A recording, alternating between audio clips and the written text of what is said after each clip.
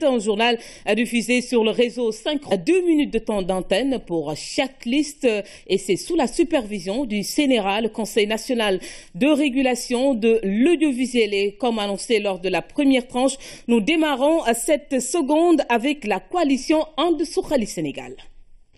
Asalaamaaleykum mbokki Sénégal rawatina mbokki Touba mbokki département Mbacké. Coalition And Suxali Sénégal ci ay programme am ndaw ñi dañ ci am benn place bu am solo. bu yàlla defee man ma jàll ak liste bi yëpp bu ñu demee assemblée ndaw ñi dinañ leen kaasal ci wàllu emploi dinañ leen kaasal pour que chômage bi wàññeeku ndax dañoo xool population Sénégal tey boo ko defee ñetti xaaj ñaari xaaj yëpp ay ndaw lañ beneen xaaj bi presque ay jigéen lañ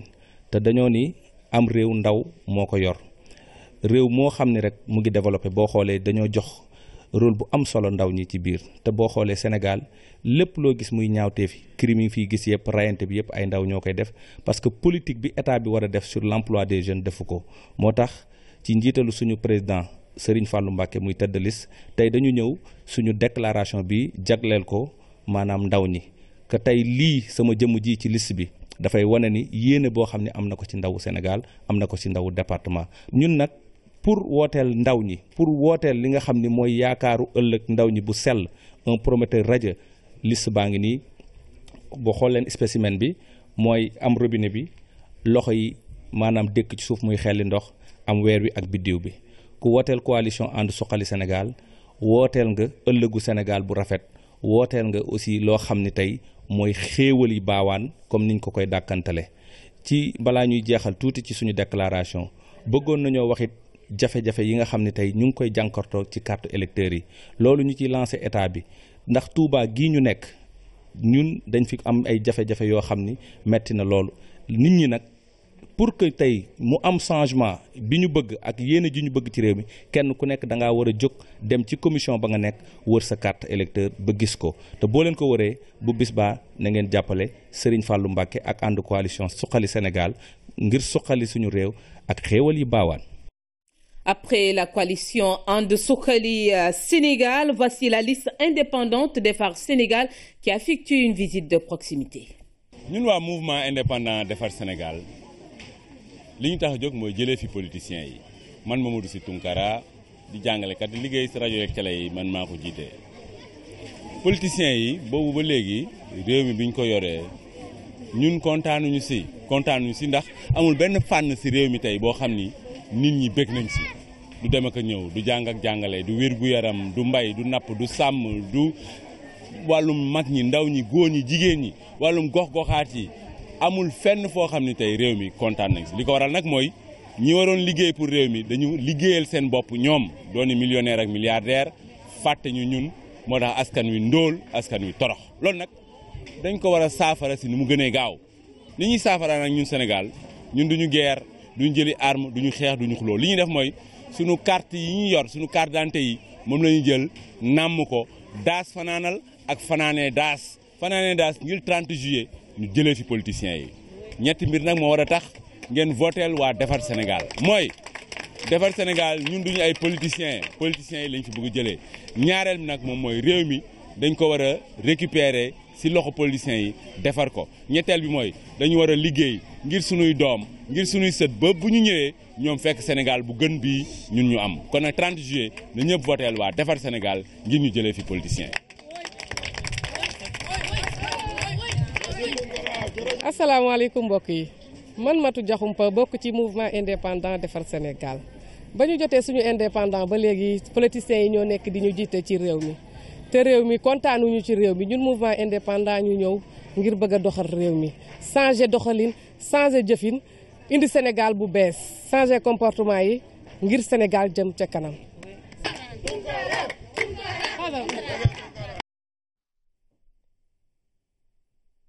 Après la liste indépendante Defar Sénégal, voici Citoyens pour l'éthique et la transparence jariñ sama réew. waa Sénégal tey jii ñu ngi Oussouye ñëwoon nuyu si sunu jigéen gi nekk sama wet tudd Fatou Senghor moo ñu nekkal fii si Oussouye te yàgg ak ñun depuis 2011 mu ngi si parti bi di si sonn waaye li tax ñu gën a kontaan ñu gën a bég sunu ñëw Oussouye bi dañu ànd ak moom dem seeti le roi d'Oussouye ñi nga xam ne gis ko yomb na waaye daf ñu recevoir si bu gaaw ñu waxtaan bu sell waxtaan bu ni ñuy waxtaan moo ñu ubbil suñu bët won ñu lu tax fii Oussouye ak village yi fii wër yëpp ñu nekk si jàmm ju rëy depuis toujours loolu loo ñu bëggoon Casamance gépp nekk si jàmm joojule maa ngi ko naan daan naa fi ñëw 1970 ak ati si topp booba temps yoon bi jógee Ziguinchor jëm Oussouye latérite la woon du woon tali booba temps da ngay jël bac pour dem Cap Skirring booba temps Casamance gépp dafa naatoon nekk si jàmm ba fi ñëwaan da ngay bëggaay boobu ba tey mu ngi fi ndax fi ñu dem yëpp mango gi ananas yi garab yëpp a ngi meññ di produire Casamance gii yaakaar naa ni mun na dundal Sénégal gépp waaye pour loolu foog ñu góorgóorlu ñëpp jàpp si muy Casamance yi ak ñu dëkk feneen si Sénégal jàmm ñëw fii ba mat sëkk bu amee incha allah ñëpp jàpp si Casamance liggéey si Casamance yaakaar naa ni dina nekk bénéfice su Sénégal gépp loolu lañ bëggoon wax si campagne législative yi du affaire député xëy na waaye defi naa ni ku nekk Sénégal bëgg sa réew bëgg Casamance war a nekk sa préoccupation merci beaucoup.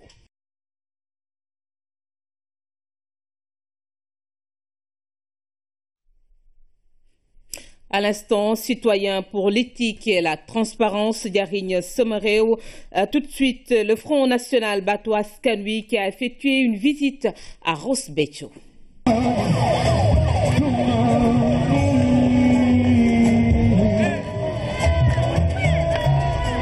Assalamu alaikum mbokki Ross Béthio. maa ngi leen di gërëm di leen sant ci seen tertu bu rafet bi ngeen def. Ross Béthio moo accueillir doomam ku dugg ci dëkk bi xool dëkk bi ni mu bindoo xam ni dëkk bi war na am baat yu ko waxal li ñu bëgg moom mooy suñu avenir doom yi ñu mën ko garantir ñoo ngi nii xale yaa ngi ñu nekk ci suuf si di mbay ñu am perspective nga xam ni seen mbay mën leen jariñ Ross Béthio képp kuy liggéey nga am dëkkuwaay yi nga xamante ni dëkkuwaay bu diñ la daan am mooy jigéen ñi nan toog kër ga wala nan toggal gan yi distribuer añ yi ak reer yi suñu paree ñu dellu seeni kër loolu dafee deñ fexe ba jigéen ñi jóg yeewu liggéey te loolu li ko indi mooy le président Mansour Ndiaye moo ñu jàppale ci ay financement moo ñu jàppale ci ay projet moo ñu jàppale ci ay formation moo ñu jàppale ci ay séminaire ba tey jigéen ñi ñu mën a am yenn capacité yi rôle lu député képp ku nga xam ne xam nga war nga jàpp si li nga xamante ni cër bi nga xam ne baatu askan wi defal nañu ko ñu ñaari député yi yëpp si commune bu Jama la nekk ñetteel bi nekk national encore nekk fii si Ross Béthio kenn ku si nekk yaa war a yëg ni mbir mi sa mbir la nga sol sa dàll campagnal sa bopp. nelawatu fi nag Mansour nag ànd ak moom ca loola dooleel ko ca mooy dimbali jigéen ñi jàppale jigéen ñi te yàlla rek tax nag président Mansour Ndiaye mi def loolu. am na la nga xam ne bu leen ci kenn këf 47 listes yi nekk ci Sénégal man kese man maa ciy tedd liste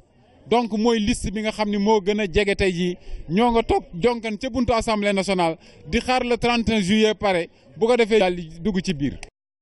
Après le Front National Bato Askan Wi, voici à présent la Fédération démocratique des écologistes du Sénégal, And Natal Sénégal ak Ali Haïdar. Chers amis sénégalais, nous sommes toujours dans la campagne pour les législatives. Mais aujourd'hui, les écologistes ont pris une décision. Par solidarité et pendant tout notre temps d'antenne, nous allons nous taire parce qu'un tête de liste national, leader national est en prison. mbokk yi sénégalais ñu ngi ci campagne législative pour nekk député waaye tey ñun écologistes yi dañu ne dañuy noppi suñu ñaari minutes ndax dañu bëgg nekk solidaire ak benn prisonnier bi nga xam ni tête de liste la waaye mënul wax mënul génn ñu ne ñun dañuy solidaire ak moom ñaari simili duñu wax.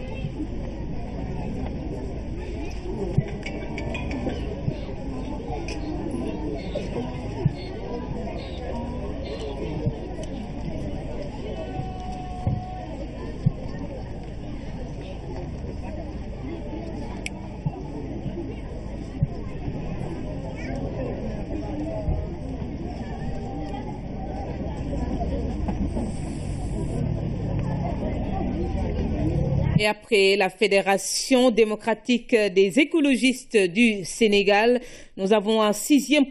position ADS Garab Benen Bat Boubès qui a effectué une visite de proximité à Louga et Saint-Louis.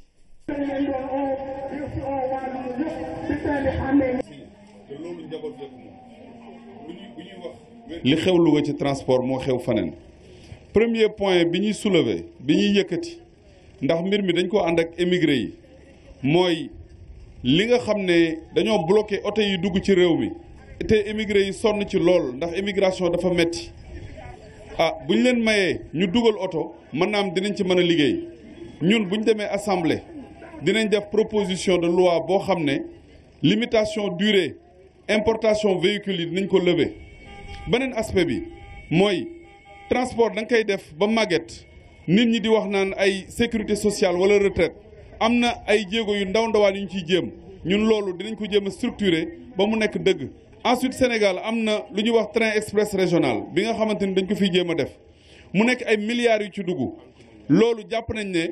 wax dëgg yàlla ay banque mondiale ak yooyu ànd ci yooyu dañoo jàpp ne war nañoo mën a def leneen lu gën mën nañoo def ay train yoo xam ne zone de production agricole yi nekk ci Sénégal ak zone yu sori yi train yooyu dina leen desservir nga xam ne production bi dina dugg ci ville yi dina dugg ci biir dëkk yi ak gox-goxaan yi nit ñi di ci mën a dugg boobaa dina wàññi accident bi te dina tax ba li ñuy jumtuwaay yi ñu soxla fi mu nekk Sénégal dina fa dugg ci train ñëwaat ci yeneen gox yi te du metti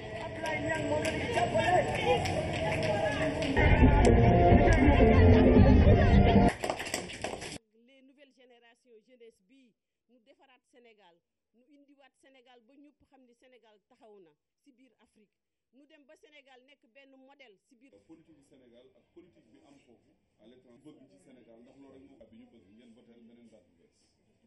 il fallait ma wax leen ko di leen ñaan ngeen jàppale ko. Après ADS Garab Benen Bat Boubès, voici le parti de la paix Jàmm Bamtare Synergie ngir liggéeyal Sénégal. mbokki Sénégal maa ngi fii ci Rosso lu ma fi indi mooy jaale suma titulaire bu tudd Aïssata Camara doomam ci dex bi la lab yàggul ñëwoon naa fi benn yoon fekk aussi camion bu fi lab donc mbirum sécurité lu nga xam ne lu ñu soxal la ñun Bamtare Synergie ngir liggéeyal Sénégal bu ci yàlla àndee bu ñu demee assemblée nationale dinañ toppatoo sécurité bi bu baax a baax a baax dinañ def ay loi yu nga xam ne dina permettre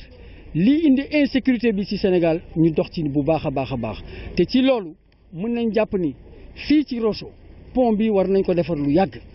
fii ci Rosso war nañu renforcer sécurité bi maa ngi leen di nuyu di leen gërëm di leen sant di ñaan na ngeen votel liste Bamtare le 30 juillet. Sénégalaises, Sénégalais, je vous remercie et vous prie de prendre conscience de ce que c'est. Aujourd'hui à Rosso, on est conscient des problèmes hydriques qu'il y a ici et des problèmes d'insécurité. Donc à l'Assemblée nationale, nous allons dans tous les sens voter des lois pour la sécurité. Merci beaucoup. Bandiraɓe Rosnaɓe min calminimon e dow inde ɓamtare gardugol Amadou Kane Diallo liste amen national minen son jii min jagge Amadou Kane Diallo min jii ko darde mum Sénégal yidde wallude Sénégal yidde pour yo Sénégal yaadu yeeso pour aadaji men hanki e hannde pour artirde ɗum e nder cosaan meɗen eyyi kadi mbeɗa min ñaaguimon noon oɗo le 30 oɗo garowo goton kadi e keewal e dow liste ɓamtare ɗum min ñaaguimon noon onon bandiraɓe haalpulal min gaccani naar min gaccani kala ɗemgal wassalam. bandiraɓe assalamu aleykum oɗon onon Rosso Sénégal naaɓe e andinde moon hannde Kane Diallo naati ɗo e leydi ɗo e Rosso Sénégal so tawino ɗum waɗama prévenir yimɓe fof no poti andude hannde ko Rosso Sénégal ma fof darto kono heureusement ko bettere min jetti Allah min jetti Kane Diallo e andude le 30 goto fof yo daro tiiɗa wotana Kane Diallo e Bamtare kanko woni président Bamtare. Parti de la paix Jàmm Bamtare suivi de la coalition Sénégal Sa Kanam qui a effectué une visite de proximité. Sénégal Sa Kanam. mbokki Nioro maa ngi leen di nuyu kenn ku nekk ci turam ak santam bu ñu demee tey war a fal député Nioro député Sine Saloum xel yëpp dem ci doomu Ndiak Dieng defe naa Ndiak war na kontaan fa mu nekk tey kon nag nous sommes fiers kontaan nañu siggi nañu lool ñëw fii ci Nioro am fii comme tête de liste suñu sœur Fatim Dieng de notre doyen Ndiak Dieng. xam nañ ni Fatim ak ay sœuram ak ay frèram ak i mbokkam ak képp ku soppoon Ndiak Dieng danañ taxaw pour relever le défi. nous avons un colistier boo xam ni Mamadou Ndiaye Dieng wàkk nguna moom itam muy jàmbaari fakk dëdd. kii mooy yor yaakaaru Sénégal kii mooy ki nga xam ne moom lañu wóolu moom lañu tànn ñun te kii mooy ki nga xam ne moo leen sax amat leen toléré tànn seen doom muy man mii di Mamadou Ndiaye Dieng kii mooy ki nga xam ne moo tax tey ñu naan honorable député Fatou Ngoné Mamadou Ndiaye Dieng kii moo tax loolu am. man nag lu ma leen di wax du ma politicien ne ñun dañ koy def ci fulla ak fayda la ñuy dox te bu subaa dinañ tagaat suñu tànk ci dëkk bi dinañ commencé liggéey dinañ dem si koñ yi dinañ monter cellules yi képp ku ñëw bëgg a liggéey ak ñun bëgg a xam luy liggéey bëgg a xam luy dëgg te xam ne politique dafa changé jël leen seen carte parce que voter est un droit civique ngeen dem voter ji ngeen voter liste SCK ngeen voter Fatim Dieng ngeen voter Ousmane Ngom jërë ngeen jëf merci beaucoup. Sénégal ca kanam. À l'instant, la coalition Sénégal Kanam rappelait que vous suivez la deuxième tranche du journal de la campagne et c'est sur le réseau synchronisé de la RTS Radio et Télévision sous la supervision du CNRA. À suivre également au journal que vous pourrez suivre également sur www.rts.sn. La suite de cette deuxième tranche avec la coalition Mbolo Wade. Assalamu alaikum, Mbolo Sénégal. Man Farba Senghor mi nga xam ne maa jiite coalition Mbooloo Wade maa ñëwaat tey di waxtaan ak yéen xam ngeen ne président Abdoulaye Wade dellusiwaat na ci biir Sénégal mbooloo mu takku topp na ko ñun loolu lañ gisoon ba topp Abdoulaye Wade muñ gëmoon démb ba tey moom lañ gëm li nga xam ne moom moo ñu tàggale rek mooy ñi nga xam ne ñoom ñoo wër Abdoulaye Wade ñoom ñoo tàggale Abdoulaye Wade ak ñëpp ñoom ñoo yàq parti bi ñoo yàqal président Abdoulaye Wade dañoo bañ nag ngeen jël seen wat di ko woteel mu mel ni Abdoulaye Wade ngeen ko woteel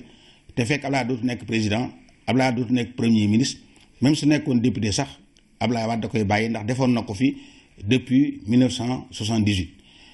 ñi nga xam ne ñoo jiite attanuñu mbir mi mënuñu ko ëllëgu Abdoulaye Wade attanuñu ko suñ ko mënoon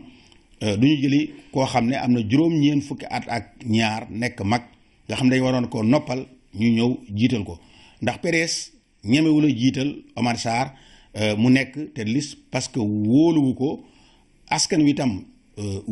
wóoluwuñ ko ndax waa Manko ak waa Wattu nanguwuñ woon Omar Sarr mu jiital leen kon nag bëgguñu ngeen di wote boo xam ne ëllëg da ngeen di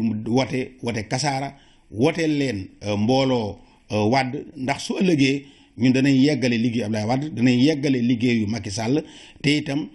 Ablaye Wade li nga xam ne liggéey na ko ci askan wi loolu du tasaaroo du yàqu moo tax ñu bëgg ngeen ànd ak ñun ndax relève bi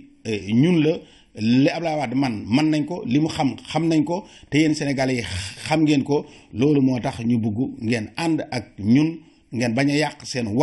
ngeen woteel ñu ndax mbooloo mi sunu mbooloo la mooy mbooloo. La coalition Mbolo Wade suivie d'une autre déclaration, celle de Sunu Parti pour la solidarité et le développement du Sénégal, Sokhali Transport et Commerce, Alassane Ndoye. asalaamaaleykum waa Sénégal góor ak jigéen mag ak ndaw ñoo ngi leen di nuyu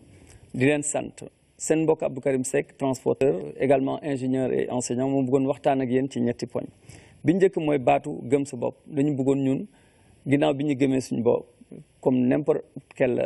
mindeef ñu fexe ba gëm ndogalu yàlla nangu ndogalu yàlla Alassane Ndoye wane na ko ci ñeenti poste électif yi mu am depuis 99 ba 2014 kon ba ko gëm na boppam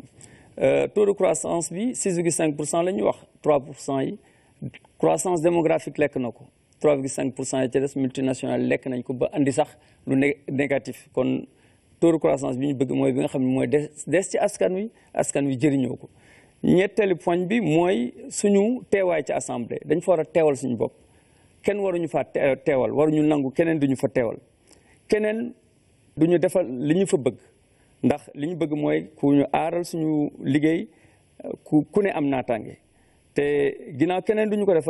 defal ko keneen bàyyi sa bopp la defal ko keneen bàyyi sa bopp la sàmm sa bopp moo gën sàmm keneen balaa ngaa sàmm keneen maanaam li wolof naan rek sama bopp ma la gën a du bañ naa la ñun loolu lañ gëm assemblée nag transporteurs yi nañ daaw gaaw defaan fa seen loi seen code de la route bii commerçant yeeg béykat yeeg ñeneen war nañ fa aar ñoom itam seen bopp seen liggéey muy code douanier bi aménagement des villes programme agro-sylvo-pastoral beeg contrat de pêche yeeg sàccum njur mi bari na problème ñu war a défendre foofu keneen duñu ko defal nañu fa demal suñu bopp dem ci dogalukaay ba ngir aar suñu liggéey ngir ku ne am naataange keneen encore une fois duñu ko defal ko keneen bàyyi sa bopp la sama bopp ma la gënal du bañ naa la wasalaam. Autre déclaration, celle de la coalition Manko Wattu Sénégal. asalaamaaleykum mbokki Sénégal man la Bara Gaye maire de la commune de Yeumbeul Sud ñëw di waxtaan ak yéen ci turu coalition gagnante Wattu Sénégal bi maître Abdoulaye Wade jiite man may tête de liste départementale fële ci département bu Pikine ñu ngi gërëm askanu Sénégal di gërëm askanu Mbacké Touba Bawol ak Daaru Muxti ci accueil bi nga xamante ni bu am solo bu ñu réserver ki nga xamante ni mooy maître Abdoulaye Wade di gërëm bu baax a baax la xalif général des Mourides ndax tatagal gi nga xamante ni tatagal na ko maître Abdoulaye Wade ci ñibbiseem gi ak ziar bi mu demoon ziare ji ko tëju nañu ñoom ñaar pendant fanweeri minute mu ñaanal ko ci li nga xamante ni mooy ay bëgg-bëggam ci Sénégal ak ci yoonu Mouride ñu ngi gërëm bu baax a baax aussi ñi nga xamante ni ñooy askanu Sénégal ci accueil bi ñu réserver maître Abdoulaye Wade ñu ngi ñaan aussi ñi nga xamante ni ñooy askanu Sénégal rawatina waa département de Pikine ak waa banlieue bi ñu dem jëli li nga xamante ni ñooy seen carte électeur ngir mën a voter coalition gagnante Wattu Sénégal ngir ñu mën a am beneen taxawaay fële ci assemblée nationale bi nga xamante ni 12e législature bi ni mu demee ñëpp a ko mettitlu ñu ngi ñaan aussi ndaw ñi surtout ñu préparer li nga xamante ni mooy ñëwu maître Abdoulaye Wade fële ci département de Pikine rawatina aussi ci banlieue bi yëpp ngir ñu réserver ko accueil bi nga xamante ni moom la mérité ndax kat maître Abdoulaye Wade bi mu nekkee ci Sénégal ki nu gis na taxawaayam damay faral di wax ni lépp lu fi baax moo ko fi def donc bu amee ñoo xamante ni tey taxaw nañ ngir suul li nga xamante ni mooy jëf jooju donc jàpp naa ni ndaw ñi ñoo war a taxaw te am nañ yaakaar bu baax a baax ni danañu voter li nga xamante ni mooy coalition gagnante Wattu Sénégal ndax ñi nga xamante ni tànn nañ leen dugal leen ci liste yi rawatina 6 députés yi ñu tànn fële ci département de Pikine du ñu nekk assemblée nationale di tàccu wala ñu nekk assemblée nationale di nelaw jàpp naa ni danañ am taxawaay boo xamante ni bu mucc ayib la ngir intérêt Sénégal maa ngi leen di gërëm bu baax a baax di leen sant. Vous venez de suivre la déclaration de la coalition gagnante Manko Wattu Sénégal. Voici à présent Union citoyenne Buntu bi. asalaamaaleykum mbokk Sénégal ñi nekk ci réew mi ak ñi nekk bitim réew man la Waré Gana Seck bokk ci Union citoyenne Buntu bi nekk seen directrice de campagne maa ngi leen di nuyu yéen ñëpp di leen wax ne Union citoyenne Buntu bi li ñu gën a intéressé mbirum environnement ci la bokk loolu laay liggéey ay ati at dañu bëgg nag dem assemblée nationale am ay député yoo xamante ne dañu xarañ ci affaire environnement ñoo xam ne dañuy gëstu ci lépp loo xamante ne day yàq réew mi xalaat dinañu ne loi littorale war nañ ci gën a liggéey loi boobu dañ ko war a voté ba léegi kenn voté ko te ñëpp xam nañ ne Sénégal juróom-ñaari téeméeri kilomètres la am si littoral bi mu am ay suuf am ay xeer wala am ay garab mais littoral bu ne foo dem am na problème yu fa ne te ñu war a kaa saytu war cee liggéey war a am n'est-ce pas li ñuy wax observatoire du littoral war a am fond littoral boo xam ne mooy dimbali askan wi dëkk ci littoral bi mu am beneen loi boo xamante ne loi environnementale si environnement mooy mbuus si plastique yi mooy mbuus yoo xamante ne day yàq dëkk bi mbuus yoo xamante ne ba léegi décret d'application génnewul loi day ànd ak décret d'application mu mën a am effet ñu am tam loi boo xamante ne sur les énergies renouvelables di voté ko ba noppi di jël centrale boo xamante ne accord de Paris da ko tere ñëpp tere ko ñu jël ko implanté ko biir Bargny mu nekk loi boo xamante ne war nañu seet yeneen ni alternative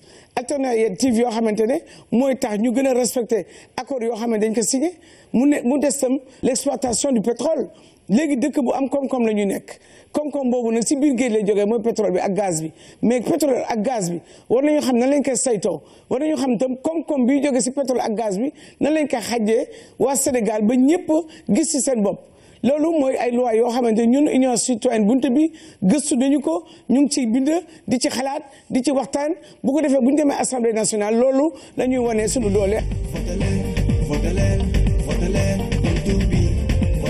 Rappelez que chaque liste a droit à 2 minutes de temps d'antenne dans le journal de la campagne diffusé sur le réseau synchronisé de la RTS Radio et Télévision, et c'est sous la supervision du CNRA, le Conseil national de régulation de l'audiovisuel, un journal que vous pourrez également suivre sur www.rts.sn.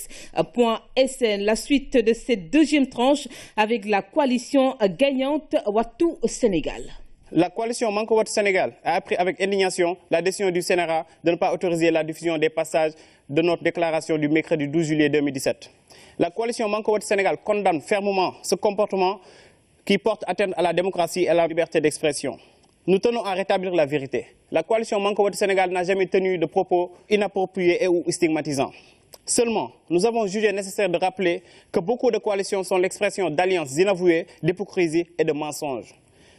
Par ailleurs, nous invitons les Sénégalais à voter massivement pour la coalition Manko Wattu Sénégal le 30 juillet 2017 en vue d'exprimer leur rejet des pratiques actuelles en matière de politique, gouvernance économique et sociale. Enfin, nous rappelons aux responsables du CNRA que la liberté d'expression est au centre consubstantiel à notre démocratie et que nous transigerons sur tout sauf sur notre liberté d'expression.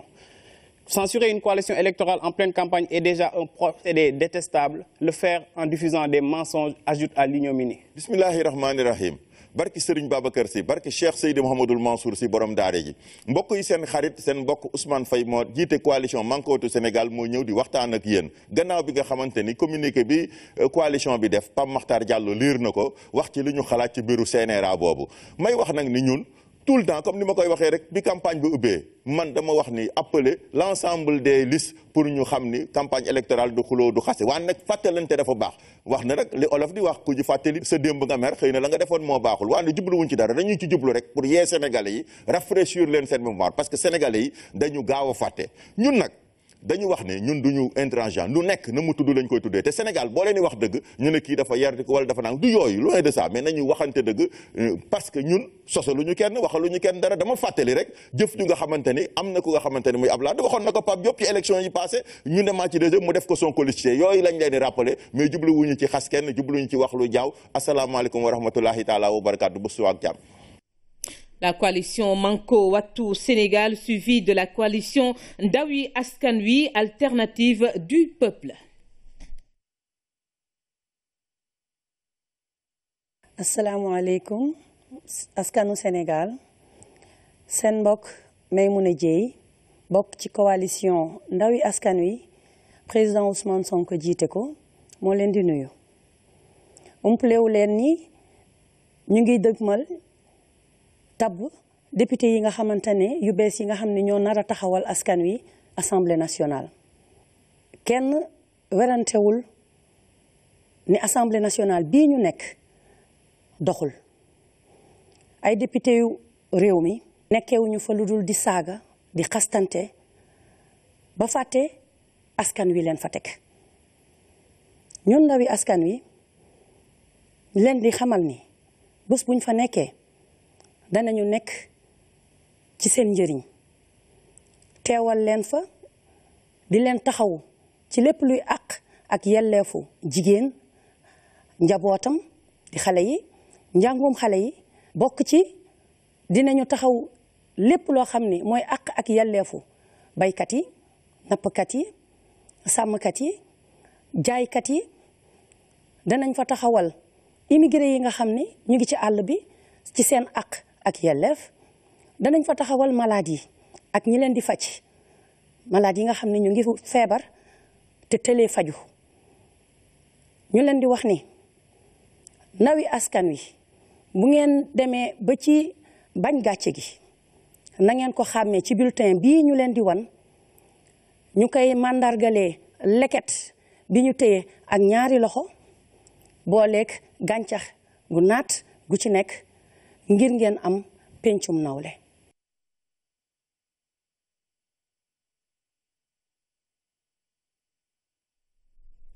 Après la coalition Ndawi Askan Wi alternative du peuple, voici la déclaration du mouvement pour la renaissance républicaine M2R. Assalamu alaikum wa rahmatullah. Man la Ndeye Fary Niang, Madame Fall. 4e sur la liste nationale mouvement M2R te ñu ko xam mouvement renaissance républicaine. Mouvement bii nag dafa taxaw pour dem assemblée nationale. Seet seeni jafe-jafe. lépp loo xam ne daf leen a naqari mu dem bu eggee assemblée nationale joytu ko mouvement bi nga xamee ni jigéen ñi xale yi daf leen bëgg représenter à l'assemblée nationale mouvement bi nga xamee ni comme askan wi moo ko fal mu dem assemblée nationale bu eggee dina leen représenter dignement lépp loo xam ne gouvernement bi da ko teg te nga xam ni ànd nag njariñu askan wi dina ci ànd ak moom mais lépp loo xam ne gouvernement bi da cee teg te àndu ceeg njariñu askan wi gisuñu ko ci mouvement M2R dina ko xeex dina ko bañ sa bañukaay ba assemblée nationale rek moo fa ñuy saytoo budget Sénégal di ko xayma donc comme askan wi ñoom moom budget Sénégal bi ñoom moom xayma bi war nañoo def loo xam ne si bu ëllëgee waa askan wi dinañ ci gis seen bopp ndax assemblée nationale kat askan waa fa ñu fa yóbbu kon nag waruñoo nekk assemblée nationale di tàccu baa ñu nekk assemblée nationale di nelaw dañoo war a nekk assemblée nationale pour lépp loo xam ni mooy nekk jafe-jafe askan wi ñu dem yéegal ko présenter ko gouvernement bi présenter ko à l'assemblée nationale ñu bàyyi ci seen waar. moo tax ñu bëgg ñu ngeen voteel ñu mouvement M2R nag yomb naa xàmmee orange la am ci digg bi am orange ci wet gi ak benn feuille verte voter pour le mouvement M2R. C'est voter utile, c'est voter pour la jeunesse, c'est voter pour la diaspora, c'est voter pour tout le monde. Je vous remercie.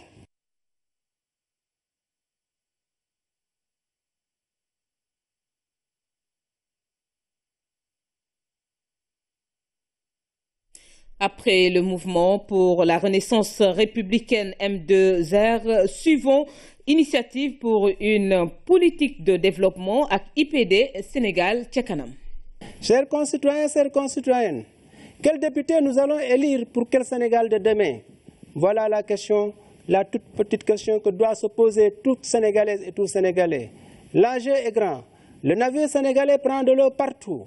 Aucun secteur n'est épargné. Dans le secteur de l'éducation, c'est la crise profonde. Le Sénégal traverse la crise la plus sévère. En témoigne la cascade de fuites aujourd'hui observée dans l'organisation des épreuves du baccalauréat. Dans le secteur de l'énergie, le Sénégalais de demain risque de payer plus cher la bonbonne de gaz et le litre de pétrole alors qu'il est pays producteur de pétrole. Dans ce même secteur, les efforts effectués dans le secteur des énergies renouvelables seront hypothéqués parce que chaque jour on découvre dans notre pays des réserves énormes de pétrole et de gaz. Dans les autres secteurs que sont l'agriculture, la pêche et l'artisanat, c'est l'inorganisation totale, la boulimie financière, la corruption.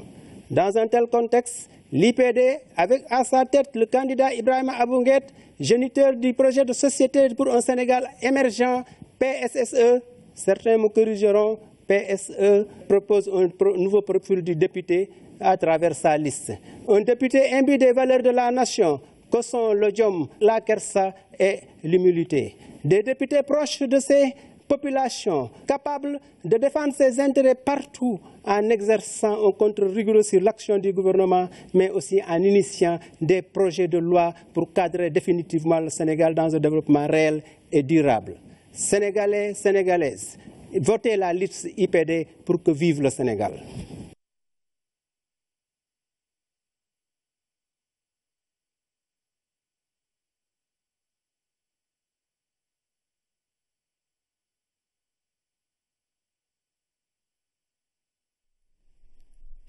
Après Initiative pour une politique de développement avec IPD Sénégal ca kanam, voici la déclaration de la coalition Assemblée bi ñu bëgg.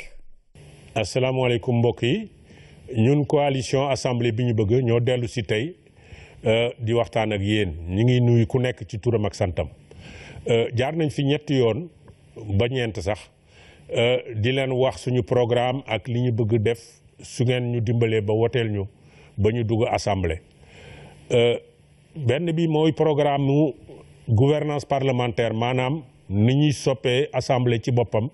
ci organisation mag ñoom seen mais beneen bi mooy ay loi yu ñu bëgg proposer pour que suñu ñëwee ñu soppi jafe-jafe yi askan wi di jokkanteel léegi loolu yomb na ñu bare ñu ngi koy wax mais du ñu wax xaalis bi fu muy jóge bu bokkul ak xaalis bi nga xam ne dañ koy leb ci extérieur bi maanaam bitim réew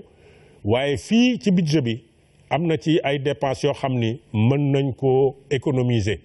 mooy dépense de prestige yi mooy oto yi ñuy commandé chaque année ci soxlawuñ ko ndax oto moom dana dem ba juróomi at ñuy soog a amortir mooy seen dépense su conférence yeeg ñoom seen yooyu yëpp fa lañ koy jëlee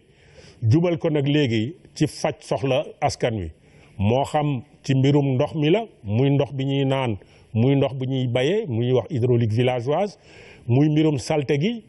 muy mbirum dund gi muy mbirum chômage bi maanaam xale yi nga xam ni amuñu liggéey ña ngay jël gaal yi di dem di sóobu ci gaal yi di dem yooyu la ñuy defar ay loi tënk ko pour faj soxla askan wi donc ñun coalition assemblée bi ñu bëgg moom la ñu fas yéene def bés bu ngeen ñu woteelee ñëpp a ngi ci biir nag commerçant yi mécaniciens yi menuisiers yi chômeurs yi ñëpp a ngi ci biir du rek cadre yi ñu xamal leen ni ñun yéen a ñu tax a jóg askan wi rek moo ñu ñor ak dëkk bi ñu ngi leen di gërëm di leen sant. Après la coalition Assemblée bi ñu bëgg, voici Dental Sénégal Action Patriotique. Assalamu aleykum onon musidɓe Sénégal naaɓe kala pinɗo e nder Sénégal walla mbo finani ɗo mais oɗon ndaara télévision Sénégal oɗon ketto radio Sénégal mi salmini goto fof inde muɗum e yettode muɗum mi toro on mi ñaago on wattu gonaɗo enen poti famde ko wattu cuɓagol député ji ɗi neldeten assemblée nationale wona goto fof no wawi on joɗanade assemblée nationale ɗum ɗo onon poti ɗum famde onon poti ɗum andude caɗele moɗon ɗe caɗele gonɗe e ndemaka caɗele gonɗe e gaynaka caɗele gonɗe e jande caɗele gonɗe e cellalle caɗele piiwɗe ganduɗa hande caɗele wurde nde ɗum ɗon e foti naɓede assemblée nationale ande hono wawre leydi ndi hono wawata ɗum jogorde ɗum ɗo no wona goto fof wawi ɗum famde goto fof wawi on daranade toon pour wawa wonde si woniri noon han gittidire listiji ɗi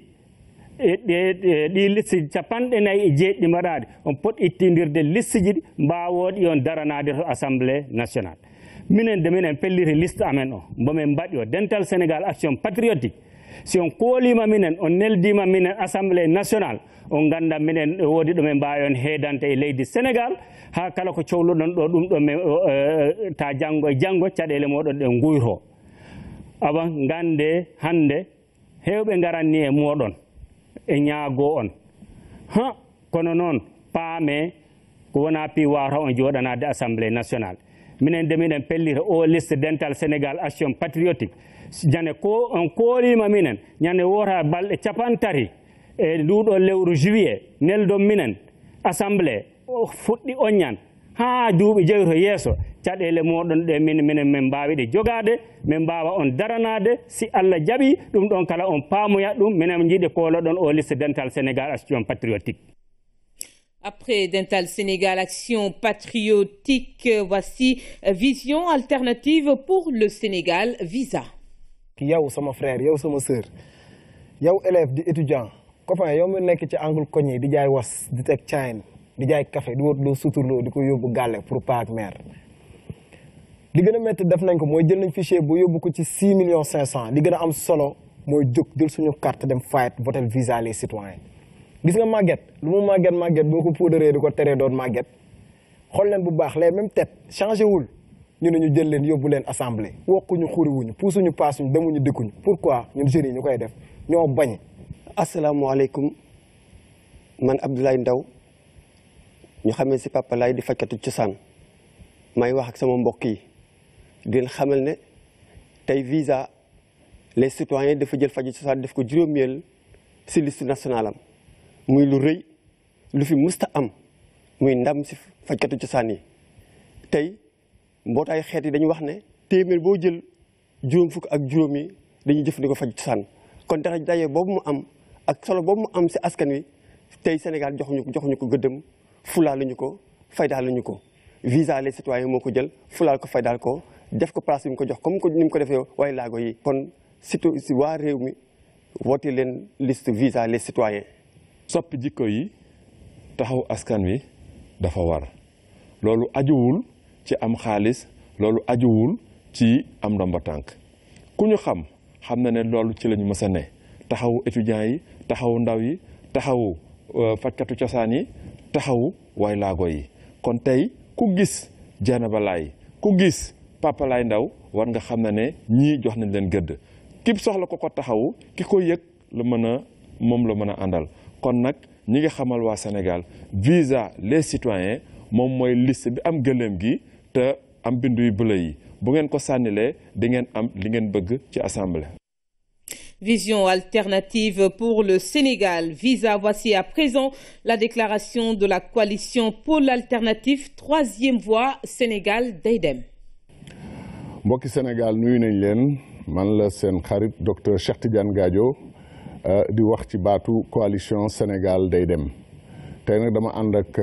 tiis bu rëy bu ma yëg léegi ba may dugg ci studio bi suma mag di suma xarit di un grand sénégalais Babacar Ndiaye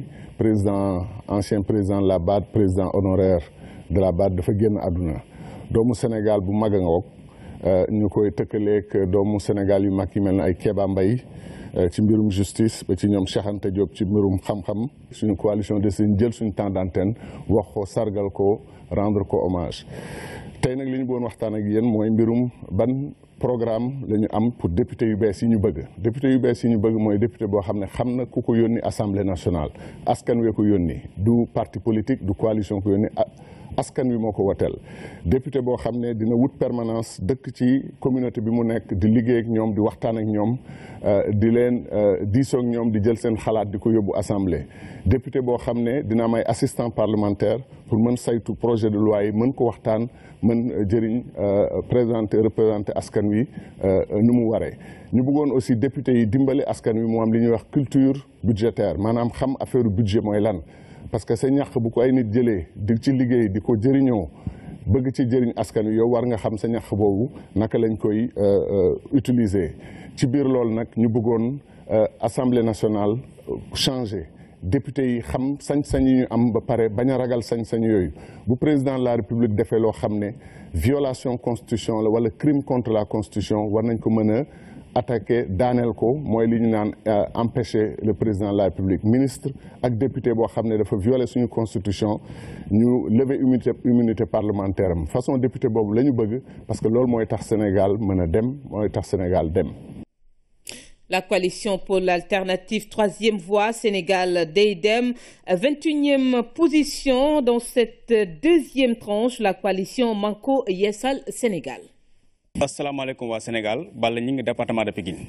su ngeen voté la coalition Manko Yeesal Sénégal bi président Modou Diagne Fada jiite incha allah dinañu créer la commission des pétitions citoyennes pour que syndicats yi ak association yi mën na saisir assemblée nationale su leen soobee ñu saafara seen i jafe-jafe. asalaamaaleykum mbokk yi Oumy Touré Guédiawaye voter la coalition Manko Yeesal Sénégal pour qu'aucune femme ne meure en donnant la vie. Yeesal.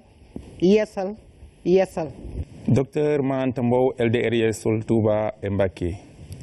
Voter Manko Yeesal Sénégal,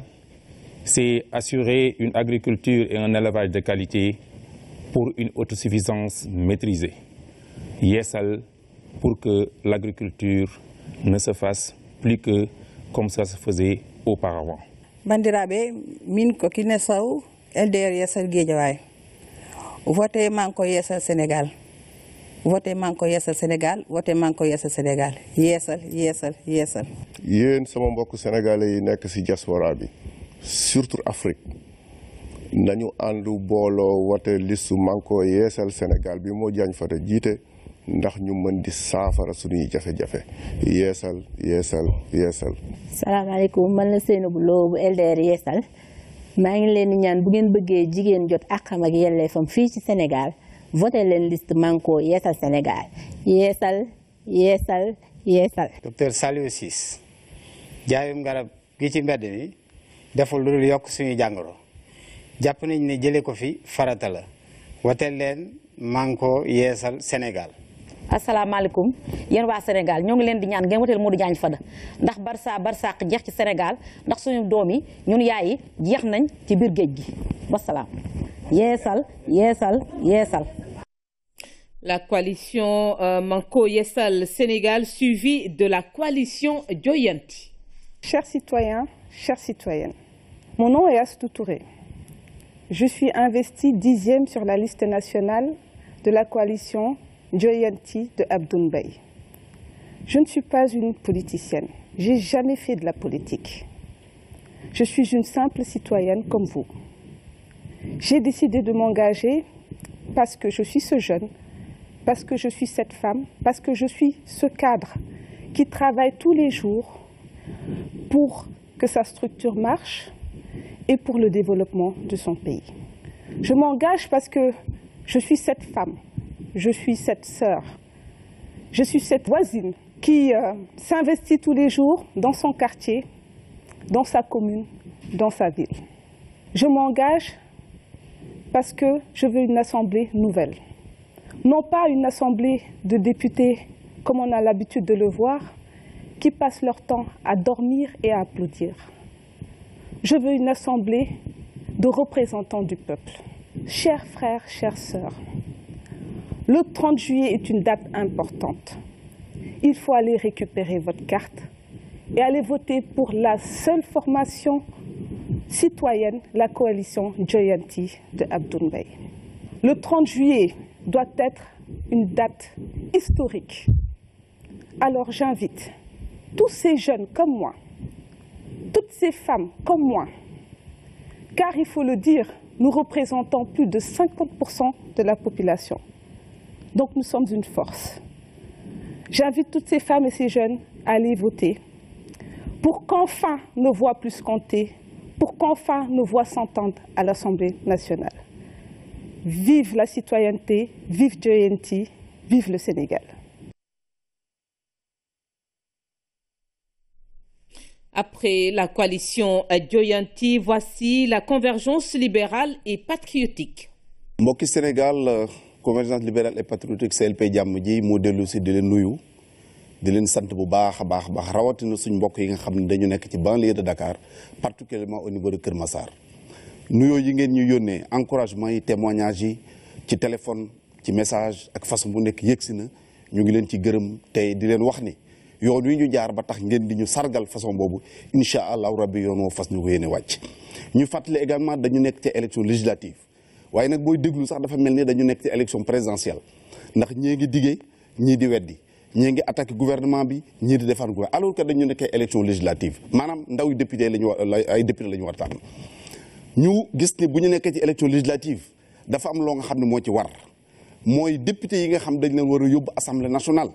dañu war a mën a am contrat yu ñu signé ak le peuple sénégalais am engagement yu nga xam dañu ko war a mën jël devant le peuple sénégalais naam député yi ñu war a contrôler action gouvernement mais population bi également dañu war a contrôler action député yi parce que yomb na loolu nga ñëw def ay promesse dig ay nit dem kenn dootul dégg loolu moo tax ñu bëgg député bu ci ñëw bëgg ngeen woteel ko na wax est-ce que pare na jël engagement pour surveiller non seulement l'action du gouvernement du Sénégal mais également li nga xam mooy bëgg-bëggu askan wi mu taxaw ci ndax pare nañu tey pour xeex pour que li nga xam ne mooy askan wi moom ñu dem mën leen ko delloo est-ce que pare nañu di xeex pour que ni ñu ko waxee woon sport bi état bi jox ko au moins 2% est-ce que pare nañu xeex pour protéger l'environnement est-ce que pare nañu xeex pour continuer di jàppale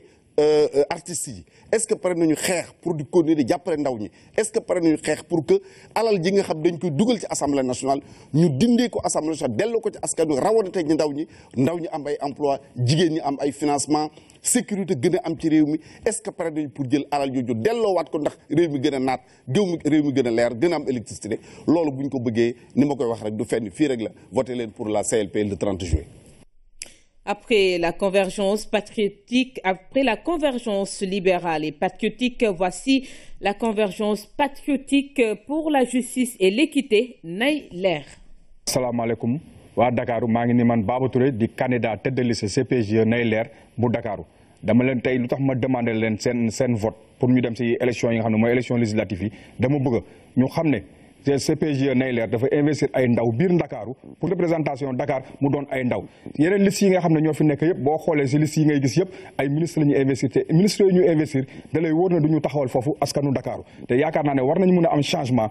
Dakar di fal ay député yoo xam ne Dakar la ñu tudd je pense que ne CPGE nay leer boo xoolee si liste yi fi am yëpp ñoom rek ñoo fi investir ay ndaw yoo xam ne Dakar lañ dëkk yeneen liste yëpp koo si fal ëllëg bu faloo day démissionné poste bi nga xam ne moom la nekk dem nekk di uti leneen mais yeneen leader opposition bi te ñu nekk si Dakar boo leen falee tamit ëllëg dañuy démissionné seen ay poste parce que nekkuñu foofu pour représenter waa Dakar loolu moo waral ñu ne ñun CPGE dañuy jël ay ndaw yu dëkk Dakar ñu représenter dignement waa Dakar. si turu jigéenu Dakar yi li may wax mooy jigéenu Dakar yi dama bëgg ngeen voté suñu liste bi parce que financement yi nga xamante ne moom la ñuy yóbbu ci àll bi dañu tëb ñun loolu la ñu ñëw pour xeex loolu ñu koy am parce que fii ci Dakar ñun jigéen ñi soxla nañu financement yaakaar nañ ne ñàkkuñu dara alors que jafe-jafe bi am si àll bi ñun aussi ñu ngi koy am. monde sportif Dakar yi lay waxal amuñu benn infrastructure boo xam ne suñu équipe yi mën nañ ci entraîner NGB gay ñu nekk dañuy dem di luwe ji équipement stade pour mën a entraîner maa ngi woow Dakar waaye ñu gëm seen bopp voté ñi nga xam ne bu ñu ñëwee assemblée nationale mën leen a kiyal suñu canalisation yaa ngi nii foofu mu ngi fees del ak ndox Dakar waaye defaluñu leen dara gis nga benn. maa ngi woo sama mbokku coiffeuse yeeg couturière yeeg commerçante yi ñu ñëw ñu takk ñu booloo ñu liggéey ndax gisuñu suñu bopp ci financement yi ñuy financé jigéen ñi pour ñu liggéey parce que ku ne xam ne ni jigéen moo yor kër dañuy dang-dangi di daw di liggéey suba ba ngoon te gisuñu financement gisuñu dara.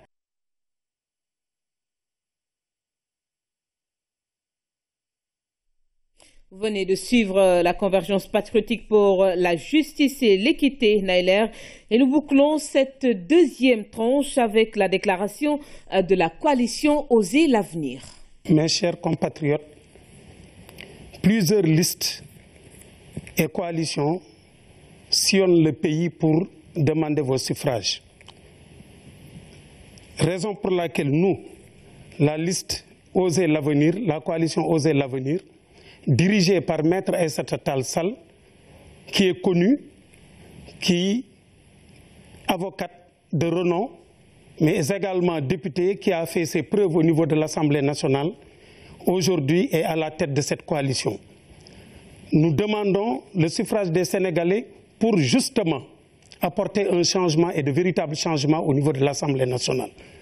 Nous tous les Sénégalais sont d'accord que cette dernière législature a été la plus médiocre. Raison pour laquelle nous demandons aux citoyens et aux citoyennes de nous accorder leur suffrage pour apporter de véritables changements au niveau de l'Assemblée nationale, pour justement avoir une assemblée de rupture, une assemblée qui sera au service du peuple sénégalais. Bandirabe, be salmini godfo inde mum e yettode mum. Ko min Alassane Ba, candidat liste Oser l'avenir mo ganduɗon ko Aïssata Tall Sall ardi ɗum minen dey min jiɗi ko sénégalais ji ɗi fof yo gotan min pour que assemblée nationale garo o wona assemblée nationale gonanɗo leydi ndi gonanɗo population ngaji ɗi onon fof on ji on cuɓoto député ji jaaha assemblée ala ko mbaɗat toon sona ɗanade e foɓɓude kelle wona ɗum nawata toon neɗɗo ɓe jooɓe kalisaji hen saji ni session waɗat ɓe jahata ɗum noon minen ko ɗum min jiɗi waylude min jiɗi ko député ji jahoji liggano on darano on toon kalana on caɗele gonɗe nokkuji mon enen fof eɗen gandi ko ɗum woni rôle député sa yeehi assemblée ko ƴettuɗa toon kadi gartana ɗum e koreji ma kalna ɗumen ko ligguiɗon toon ko ɗum waɗi minen e Aïssata Tall Sall min jiɗi wahlude ko woni e assemblée nationale Allah jarama on jarama. La coalition Oser l'avenir met fin à cette deuxième tranche du journal de la campagne. C'était tout. Mesdames et messieurs, pour aujourd'hui, vous avez suivi en 2 temps les 47 listes sur le réseau synchronisé de la RTS Radio et Télévision. Un journal que vous pourrez également suivre sur www.rts.sn et c'est sous la supervision du CNRA, le Conseil national de régulation de l'audiovisuel. Merci de votre fidélité. Demain, retrouvez Ibrahima Diédhiou pour le journal de la campagne. Merci et bonne soirée à tous.